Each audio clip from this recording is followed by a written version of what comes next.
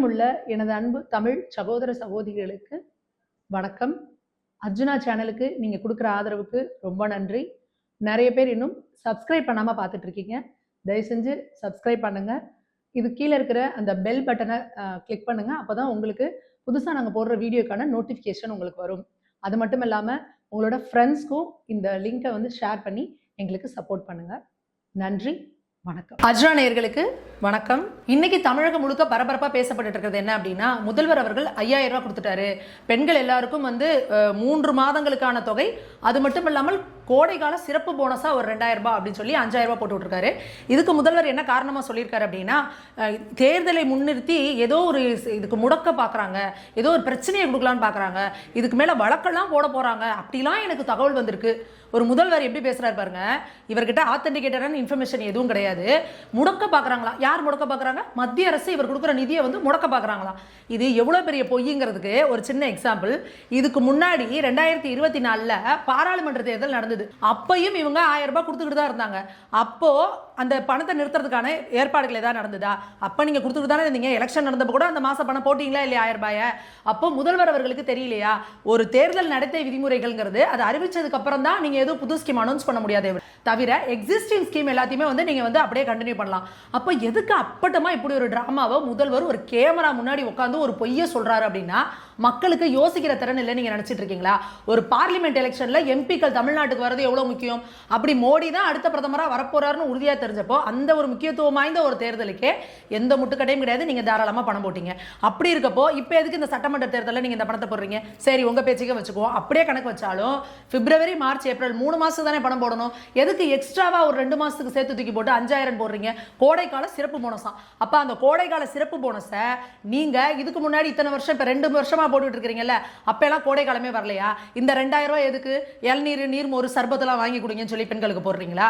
அப்போ எப்படி ஒரு அப்பட்டமான ஒரு லஞ்சம், வெளிப்படையான ஒரு ஊழலா நீங்க உங்க ஓட்டுக்கு கொடுக்கிற பணமா எங்களோட வரி பணத்தை? இதுதான் திமுகவோட என்ன சொல்றதுன்னா, இந்த நூதன திருட்டு, விஞ்ஞான ஊழல் அப்படிம்பாங்க பாருங்க. அதுல வந்து கரை கண்டவர்கள் திமுகவினர் அப்படிங்கிறதுக்கு இது ஒரு கிளாசிக் எக்ஸாம்பிள். நீங்க என்ன பண்றீங்க? எங்களோட வரி பணத்தை எடுத்து இந்த பணத்தை கொடுத்துட்டு 5000 நீங்க என்ன பண்றீங்க? ஆஹா, பாருங்கள் முதல்வரின் மாஸ்டர் ஸ்ட்ரோக்கு. மாஸ்டர் ஸ்ட்ரோக் இல்லைங்க இது, இது உங்களுக்கு பேரலைஸ் ஆகி வரப்போற ஸ்ட்ரோக், மேசிவ் ஸ்ட்ரோக் இது. ஏன்னா பெண்கள் அவ்வளவு விரக்தியில கடுப்புல இருக்காங்க. நீங்க அனைத்து மகளிருக்கும் 1000 ரூபாய் தரேன் அப்படின்னு சொல்லிட்டு குறிப்பிட்ட ஒரு 1,30,00,000 மகளிருக்கு தான் கொடுக்கீங்க. இன்னும் 1 கோடி மகளிருக்கு நீங்க கொடுக்கல.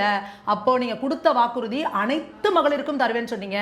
ஆனா இன்னைக்கு 1 கோடி மகளிருக்கு நீங்க கொடுக்காம, நீங்க எல்லாம் தகுதி இல்லாத குடும்ப தலைவிகள், நீங்களாம் குடும்ப தலைவியா இருக்க தகுதி இல்லாதவங்க, தகுதியுள்ள குடும்ப தலைவிகளுக்கு நாங்கள் கொடுக்குறோம்னு சொல்லி தமிழக மகளிரை நீங்கள் இழிவுபடுத்தி இருக்கீங்க.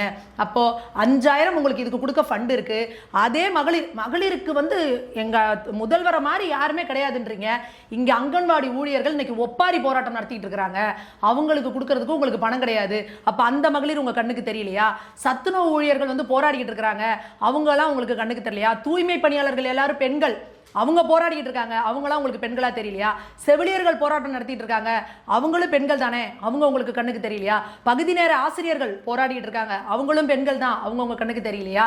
இப்படி தமிழகம் முழுக்க பெண்கள் போராடிக்கிட்டு ஒப்பாரியும் ஓலமும் வச்சுக்கிட்டு இருக்காங்க. ஆனா நீங்க என்ன பண்றீங்க? ரோம் நகரம் பற்றி எரியும் பொழுது நீரோ மன்னன் ஃபிடில் வாசிச்சான் அப்படிங்கிற மாதிரி நீங்க என்ன பண்றீங்க அப்படின்னா, இது ஏதோ ஒரு கனவு உலகத்தில் நீங்கள் வாழ்ந்துக்கிட்டு, ஒரு உட்டோபியன் வேர்ல்டில் நீங்கள் வாழ்ந்துக்கிட்டு இந்த பணத்தை 5000 எடுத்து போட்டிருக்கீங்க.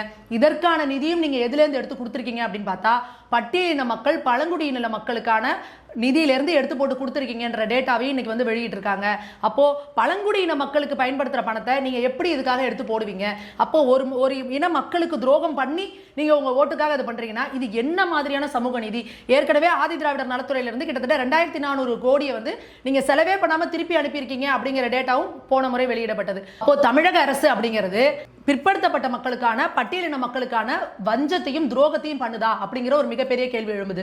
அது மட்டும் இல்லாம நேற்று முதல்வர் போஸ்ட் போட்டப்ப அங்க கீழே வந்து பாத்தீங்கன்னா கல்லூரி மாணவர்களும் வந்து கேள்வி எழுப்புறாங்க. நீங்க புதுமை பெண் திட்டம் சொல்லி கல்லூரி மாணவிகளுக்கு 1000 ரூபாய் கொடுத்துட்டு இருக்கீங்க, தமிழ் புதல்வன் கல்லூரி மாணவர்களுக்கு 1000 ரூபாய் கொடுத்துட்டு இருக்கீங்க, வயதானவர்களுக்கு முதியோர் ஒரு பென்ஷன் சொல்லிட்டு அதுக்கு 1000 ரூபாய் கொடுத்துட்டு இருக்கீங்க, கணவனை இழந்த பெண்களுக்குன்னு ஒரு 1000 ரூபாய் கொடுத்துட்டு இருக்கீங்க. அப்போ இவங்க எல்லாருக்கும் இந்த எலெக்ஷனை காரணம் காட்டி இப்போ இவங்களுக்கும் இதே போல 5000 ரூபாய் தொகையை எப்போ அக்கௌண்ட்ல போட போறீங்கன்ற கேள்வியை அவங்களும் கேட்டுட்டு இருக்காங்க. அப்போ இதெல்லாம் முடக்கிறதுக்கு மத்திய அரசு முயற்சி பண்ணதுன்னா அப்ப இந்த திட்டத்தை முடிக்கிற மாட்டாங்களா? அப்ப இதுக்காக கருணை இல்லத்தோட பெண்களுக்கு பணம் போட்ட முதல்வர் அவர்கள் எப்ப இந்த கல்லூரி மாணவ மாணவிகளுக்கும் முதியோர்களுக்கும் இந்த பணம் 5000 போட போறீங்க முதல்வரே அப்படிங்கிற கேள்வியும் இன்னைக்கு சமூக வலைதளங்கள்ல மக்கள் கேள்வி கேட்டுட்டு இருக்காங்க. இந்த கேள்விக்கு முதல்வர் என்ன பதில் சொல்ல போறாரு அப்படிங்கிறது தான் இன்னைக்கு மக்கள் முன்னாடி இருக்கிற கேள்வி.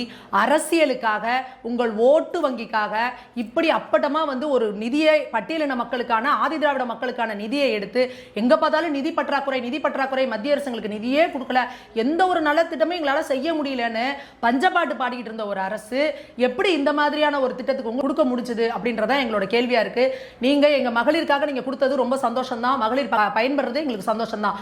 ஆனா அதுலயுமே ஒரு கண்ணுக்கு வேணா ஒரு கண்ணுக்கு சுண்ணாம்பு வைக்கிற மாதிரி 1 கோடி மகளிருக்கு மட்டும் கொடுத்துட்டு 1 கோடி மகளிரை வஞ்சிக்கிற வேலையும் ஏன் செய்றீங்க முதல்வரே? அந்த மகளிருக்கும் எப்ப நீங்க கொடுப்பீங்க அப்படிங்கறதா எங்களோட கேள்வியா இருக்கு. தொடர்ந்து அர்ஜுனாவுடன் இணைந்திருங்கள். நன்றி, வணக்கம்.